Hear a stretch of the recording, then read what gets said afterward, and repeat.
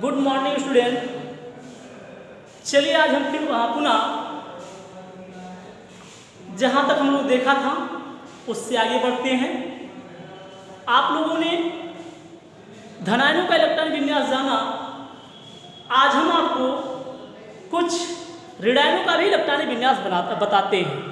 ठीक है, जैसे अगर देखिए आप ऑक्सीजन है, क्या लिखा गया ऑक्सीजन। ऑक्सीजन का परमाणु क्रमांक कितना होता है? ऑक्सीजन का परमाणु क्रमांक 8 होता है। इसका इलेक्ट्रॉनिक विन्यास आप कर सकते हैं, परमाणु है। लेकिन अगर हम किस रूप में बदल दें, आयन के रूप में बदल दें, अभी क्या हो गया, एक आयन हो गया। ये क्या हो गया, एक आयन हो गया।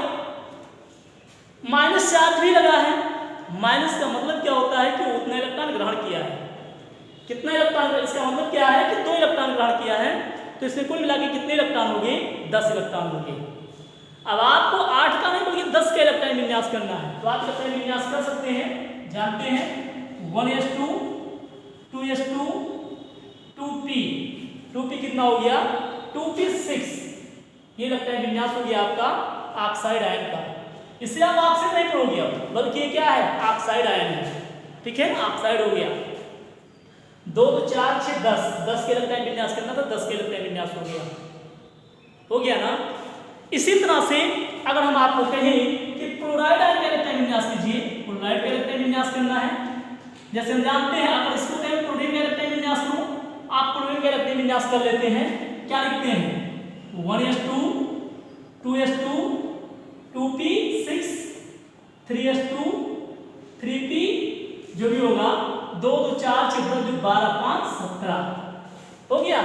ये आपका क्लोरीन का इलेक्ट्रॉन विन्यास हो गया 2 2 4 6 10 12 5 17। लेकिन अगर यहीं पर हम Cl माइनस लिख दें, क्या लिख दें Cl माइनस। अब इसके इलेक्ट्रॉन विन्यास करें, अब क्या हो गया, यहाँ पे पहले 17 इलेक्ट्रॉन था ना, एक माइनस चार्ज लग गया। माइनस का मतलब क्या होता है कि उसने एक इलेक्ट्रॉन ग्रहण किया, 18 इलेक्ट्रॉन हो गया। यहाँ पे कितना इलेक्ट्रॉन हो गया। अब इसका आप इलेक्ट्रॉन विन्यास करोगे तो क्या हो जाएगा 1s2 2s2 2p6 3s2 3p6 हो गया। इलेक्ट्रॉन विन्यास हो गया। तो हम आशा करते हैं आप धनायनों का भी इलेक्ट्रॉनिक विन्यास कर सकते हो और ऋणायनों का भी इलेक्ट्रॉनिक विन्यास कर सकते हो। कर सकते हैं ना। तो आप सभी लोग इलेक्ट्रॉनिक विन्यास करना लगभग जान चुके। चलिए कुछ तत्वों का आपको धनायनों का और इलेक्ट्रॉनिक विन्यास हम आपको बताते हैं, कीजिएगा। लिख देते हैं यहीं पे, इन सब का इलेक्ट्रॉनिक विन्यास आप कीजिएगा। ठीक, जैसे Fe2+, Fe3+, Cu2+ या Cu+। ठीक, Cu2+ भी होता है, Cu2+। इन सभी का इलेक्ट्रॉनिक विन्यास कीजिएगा और अगर उचित समझिएगा तो आप जरूर हमारे व्हाट्सएप नंबर पर भेज दीजिएगा, जिससे हम आपका किया हुआ काम देख सकें। ठीक है, चलिए तो आपको लगभग इलेक्ट्रॉनिक विन्यास समझ में आ गया। और अगर आप किसी भी परमाणु का, किसी भी आयन का इलेक्ट्रॉनिक विन्यास कर सकते हैं तो आप ये भी बता सकते हैं कि उसमें कितने युग्मित या कितने अयुग्मित इलेक्ट्रॉन हैं, बता सकते हैं ना। तो आप इसके इलेक्ट्रॉनिक विन्यास कीजिएगा और इन सभी में बताइएगा कितने युग्मित और कितने अयुग्मित इलेक्ट्रॉन हैं। ठीक है, युग्मित मतलब जोड़े में और अयुग्मित मतलब जो जोड़े में ना हो, जो सिंगल हो, अकेले हो। ठीक है, तो कम से कम आप इतना कीजिएगा, इनका इलेक्ट्रॉनिक विन्यास कीजिएगा और इसमें इन आयनों में आप बताइएगा कितने युग्मित इलेक्ट्रॉन है, कितने अयुग्मित इलेक्ट्रॉन है। ठीक है, चलिए ठीक। चलिए एक का हम देख भी लेते हैं, देखते कितने अयुग्मित इलेक्ट्रॉन है। एक का बताते हैं हम आपको, Fe3+। यही Fe3+ लिखा गया ना, इसके इलेक्ट्रॉनिक विन्यास आपको करना है। ठीक है, इसके इलेक्ट्रॉनिक विन्यास करते हैं, आप जानते हैं पहले Fe का कर लेते हैं, उसके बाद Fe3+ का करते हैं। आपको क्रोमियम का बताए थे, उसी तरह से इसको भी आपको बताते हैं। आयरन का परमाणु क्रमांक जानते हैं 26 होता है। कितना होता है 26। और इसके इलेक्ट्रॉन विन्यास आप कर सकते हैं। कीजिएगा आप सभी लोग, हो जाएगा ना? चलिए ठीक, इसके इलेक्ट्रॉन विन्यास हो जाएगा 1s2 2s2 2p6 3s2 3p6 4s3d। चलो देखते हैं कितना इलेक्ट्रॉन कम है कितना ज्यादा है, उसको हम आप इस यहाँ पे कंप्लीट कर लेते हैं। तो देख लेते हैं, 2 2 4 6 10 12 6 18 18 2 20 और 20 6 26। इलेक्ट्रॉनिक विन्यास है ना किसका? आयरन का। आयरन का इलेक्ट्रॉनिक विन्यास आपका हो गया 2 2 4 6 10 12 6 18 20 से 26। एकदम सही है ना? चलिए ठीक। यस में यहाँ पे 2 इलेक्ट्रॉन है। यस में कितने इलेक्ट्रॉन है? 2 इलेक्ट्रॉन। डी में कितने? डी में कितने? 6 इलेक्ट्रॉन है। आपको मैं आपको सिर्फ रूल भी बताया था तो उससे भी आपको यहाँ पता चल गया होगा पहले इलेक्ट्रॉन से भरे इसके बाद भरे हैं। ठीक है, ये हो गया। अब आपको इसका इलेक्ट्रॉन विन्यास करना ना Fe3+ का। Fe3 मतलब यहाँ से क्या किया होगा? Fe में क्या किया होगा? Fe में 3 इलेक्ट्रॉन त्यागा होगा। कितना इलेक्ट्रॉन? 3 इलेक्ट्रॉन त्यागा होगा, तभी तो Fe3+ बना होगा। Fe3+ लिखा हुआ है। 3 इलेक्ट्रॉन त्यागा होगा तो 3 इलेक्ट्रॉन कौन त्यागा होगा, ये भी तो हमें कंफर्म होना चाहिए। तो सबसे पहले इलेक्ट्रॉन कौन त्यागते हैं? सबसे बाहर के कोष के तो इलेक्ट्रॉन त्यागते हैं। आप जानते हैं पहला कोष है नाभिक है, नाभिक के बाद पहला कोष, दूसरा कोष, तीसरा कोष, चौथा कोष एक होता है। ठीक, इसे हम जानते हैं पहले कोष में एक कोष होता है 1s, दूसरे में 2s, 2 होता है 2s 2p, तीसरे में 3s 3p 3d, चौथे में 4s 4p 4d 4f होता है। ये तो जानते हैं। तो आपका चौथा जो 4s है इस कोष में होगा, चौथे कोष में 2 इलेक्ट्रॉन होगा। चौथे में कितना इलेक्ट्रॉन होगा? 2 इलेक्ट्रॉन होगा। 3d तो d वाले में होगा, इसमें होगा ना। तो इलेक्ट्रॉन सबसे पहले कौन त्यागेगा? इलेक्ट्रॉन सबसे पहले 4s त्यागेगा। इलेक्ट्रॉन सबसे पहले कौन त्यागेगा? 4s त्यागेगा। कितना इलेक्ट्रॉन इसमें है? इसमें 2 इलेक्ट्रॉन है, तो s में 2 इलेक्ट्रॉन त्याग दिया। और उसके बाद कौन त्यागेगा? d तो त्यागेगा, उसके बाद लास्ट में d ही आता है, उससे पहले d आएगा। 4s से पहले क्या आएगा? d आएगा। तो d से कितना इलेक्ट्रॉन आपको निकालना है? d से मात्र एक इलेक्ट्रॉन निकालोगे। 2 यहाँ से निकाल दिए, एक यहाँ से निकाल दिए, कितना इलेक्ट्रॉन निकला? 3 इलेक्ट्रॉन निकल गया। तो आप बता सकते हैं इसका सही इलेक्ट्रॉन विन्यास क्या हो गया?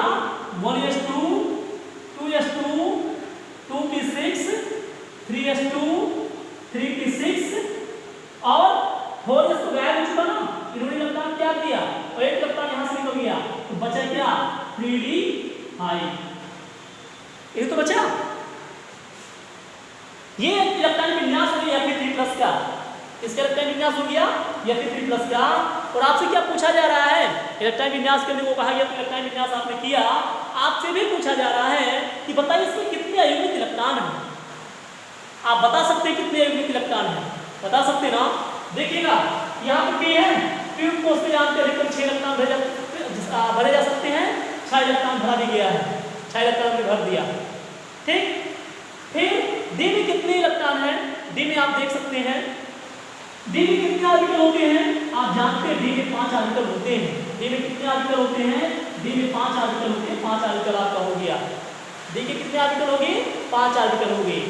ठीक, कितने इलेक्ट्रॉन भरे गए हैं? तो 5 इलेक्ट्रॉन भरे, एक इलेक्ट्रॉन भरेंगे। तो इस तरह से क्या किया? इस तरह से इलेक्ट्रॉन विन्यास कर दिया। मतलब ऑर्बिटलों में इलेक्ट्रॉनों का क्या कर दिया? ऑर्बिटलों में इलेक्ट्रॉनों का वितरण कर दिया, बंटवारा कर दिया। आप देख सकते हैं यहाँ पे कितने अयुग्मित इलेक्ट्रॉन हैं। तो यहाँ पे कुल कितने अयुग्मित इलेक्ट्रॉन हैं? यहाँ पे कुल 5 अयुग्मित इलेक्ट्रॉन हैं। कितने अयुग्मित इलेक्ट्रॉन हैं? 5 अयुग्मित इलेक्ट्रॉन हैं। तो इस तरह से आप चाहे कोई परमाणु हो, चाहे कोई आयन हो, चाहे धनायन हो, चाहे ऋणायन हो, उनका आप इलेक्ट्रॉनिक विन्यास करके आप बता सकते हो कि उसमें कितने युग्मित इलेक्ट्रॉन हैं और कितने अयुग्मित इलेक्ट्रॉन हैं। किसी कोई समस्या नहीं होनी चाहिए। अगर हम आपसे यही कहें बताओ सोडियम में कितने युग्मित इलेक्ट्रॉन होते हैं, तो आप लोग तुरंत बताओगे सोडियम में कितने अयुग्मित इलेक्ट्रॉन होते हैं। कमेंट में जरूर बताइएगा सोडियम में अयुग्मित इलेक्ट्रॉनों की संख्या। ठीक है, हो जाएगा। चलिए आज हम पूर्ण रूप से आप लोगों को एक चैप्टर खत्म कर दिए हैं। तो आप लोग क्वांटम संख्या हम कहे थे कि जब इलेक्ट्रॉनिक विन्यास बता देंगे, हम एक बार पुनः आप लोगों को क्वांटम संख्या जरूर बताएंगे। ठीक, जैसे अगर कहा जाए कि सोडियम के अंतिम इलेक्ट्रॉन के लिए चारों क्वांटम संख्या ज्ञात करना, सोडियम के अंतिम इलेक्ट्रॉन के लिए चारों क्वांटम संख्या ज्ञात करना। क्वांटम संख्या आपको बताए थे, आपको समझ में आया होगा। अगर समझ में ना आया हो तो आप पिछला वीडियो जरूर देख लें, जो क्वांटम संख्या जिसमें क्वांटम संख्या आप लोगों को बताया गया था, तो उसको जरूर आप लोग देख लीजिएगा, जरूर आपको समझ में आएगा। ठीक, तो जैसे इलेक्ट्रॉनिक विन्यास हम नहीं बताए थे आपको, तो इलेक्ट्रॉनिक विन्यास के बाद हम आपको पुनः एक बार क्वांटम संख्या बताते हैं, क्योंकि एक इंपॉर्टेंट टॉपिक है। अक्सर लोग पूछा करते हैं, कोई तत्व दे दिया, कहे बताओ इसकी क्वांटम संख्या, तो आपसे पूछा जाता, तो आप लोग क्या करते, नहीं जानते, तो दिन में भी आपको तारे दिखाई देने लगते हैं, आप मुंह इधर उधर बनाने लगते हैं। तो ऐसा नहीं, आप देखिए, और आसान टॉपिक है, क्वांटम संख्या बड़ी आसानी के साथ ज्ञात कर सकते हैं आप सब। ठीक है, जैसे देखिएगा, जैसे नहीं लिखते क्या, हम आपसे यही कह रहे हैं, सोडियम के अंतिम इलेक्ट्रॉन के लिए चारों क्वांटम संख्या कुछ लोगों ने ज्ञात भी कर लिया होगा। इतना देर से हम मतलब बात कर रहे हैं, तो कुछ लोगों ने ज्ञात भी कर लिया होगा अब तक। ठीक, सोडियम का प्रतीक हम जानते हैं N में, इसका परमाणु 11 होता है। इलेक्ट्रॉन विन्यास करते हैं 1s2 2s2 2p6 3s1, यही तो है इसका इलेक्ट्रॉन विन्यास। देख लो, 11 इलेक्ट्रॉन होंगे, नहीं 2 2 4 6 10 और 11 इलेक्ट्रॉन हो गया। आपसे कहा क्या जा रहा है, आपसे ही तो कहा जा रहा है कि सोडियम के अंतिम इलेक्ट्रॉन के लिए चारों क्वांटम संख्या ज्ञात करो। आप लोगों को पता होगा सोडियम का अंतिम इलेक्ट्रॉन कहाँ पे है, पता ना, सोडियम का अंतिम इलेक्ट्रॉन यहाँ पे है कि नहीं, 11वां इलेक्ट्रॉन यहाँ पे है। 2 2 4 6 10 और 11, आप सोडियम के अंतिम इलेक्ट्रॉन के लिए चारों क्वांटम संख्या ज्ञात कर सकते हैं। मतलब आप लिख सकते 3s1 के लिए चारों क्वांटम संख्या का मान ज्ञात कर सकते हैं ना। क्या हो जाएगा, n बराबर 3 हो गया नहीं, जो आपका कोस होता है वही n का मान होता है, तो n बराबर 3 हो गया।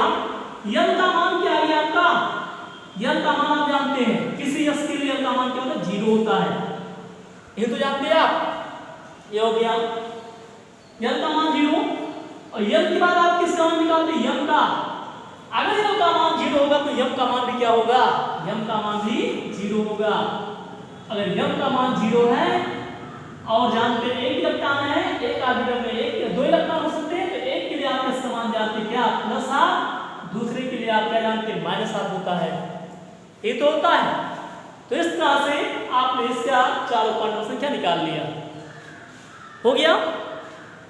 यहीं पर अगर आपसे किसी दूसरे तत्व के इलेक्ट्रॉन का मतलब चारों क्वांटम संख्या पूछ लिया जाए किसी इलेक्ट्रॉन का, तो आप कैसे ज्ञात करोगे। जैसे आपसे कहा जाए कि नाइट्रोजन के 5वें इलेक्ट्रॉन के लिए चारों क्वांटम संख्या ज्ञात करो। नाइट्रोजन के 5वें इलेक्ट्रॉन के लिए चारों क्वांटम संख्या, तो नाइट्रोजन के 5वें इलेक्ट्रॉन के लिए आप चारों क्वांटम संख्या ज्ञात कर सकते हो, नहीं ज्ञात कर सकते हैं। नाइट्रोजन है ना, नाइट्रोजन का परमाणु कितना होता है, 7, इलेक्ट्रॉनिक विन्यास लो 1s2 2s2 2p कितना 2 2 4 4 3 7, ये हो गया ना। नाइट्रोजन का इलेक्ट्रॉनिक विन्यास हो गया 1s2 2s2 2p3 हो गया।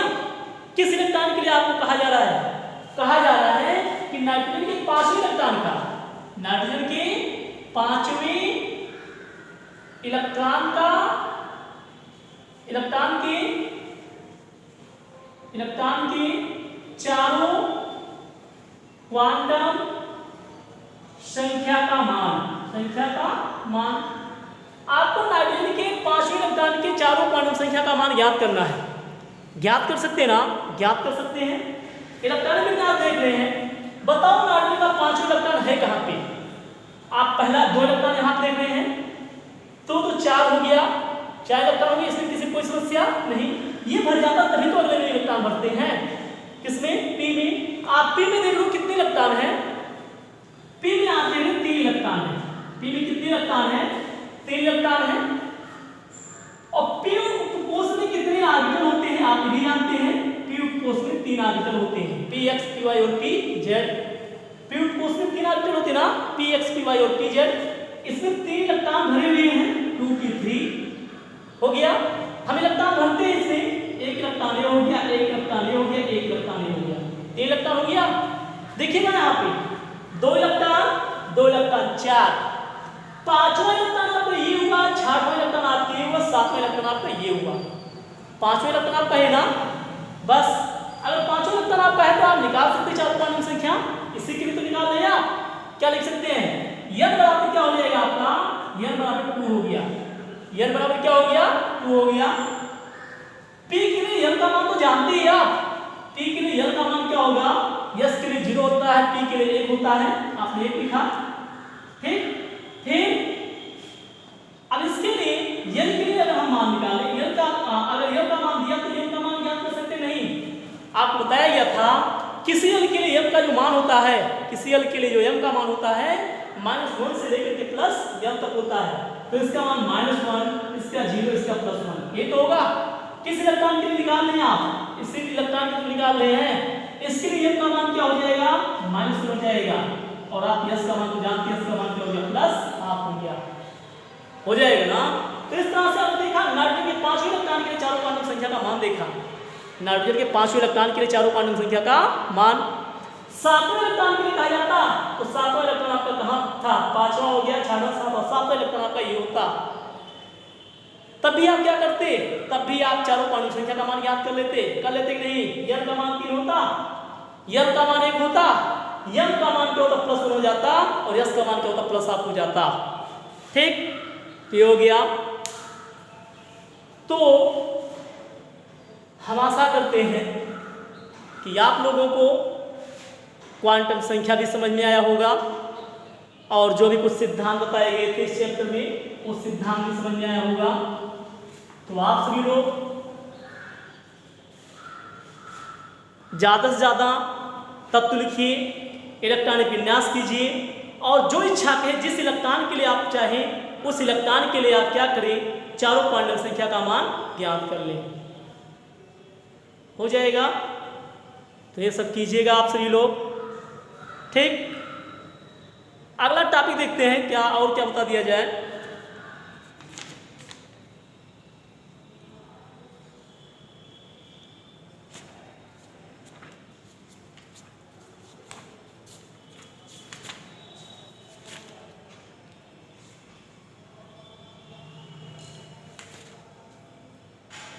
चलिए लिख लीजिएगा, कुछ हो गया, कुछ प्रश्न हमने मतलब दिखा दिया आपको। चलिए ठीक। तो ये सारे प्रश्न मतलब हम लोगों ने देखा और किया। तो इस तरह से ये चैप्टर होता है कंप्लीट। आप सभी लोग अगला चैप्टर पढ़ेंगे, अगला चैप्टर जो भी होगा वो कल देखा जाए, कल बताया जाए, अगले वीडियो में आपको बताएंगे, ठीक है। तो जो भी बचा होगा उसको आप लोग पढ़ना चाहेंगे और आपके सिलेबस में होगा तो कमेंट करके ज़रूर बता दीजिएगा। धन्यवाद।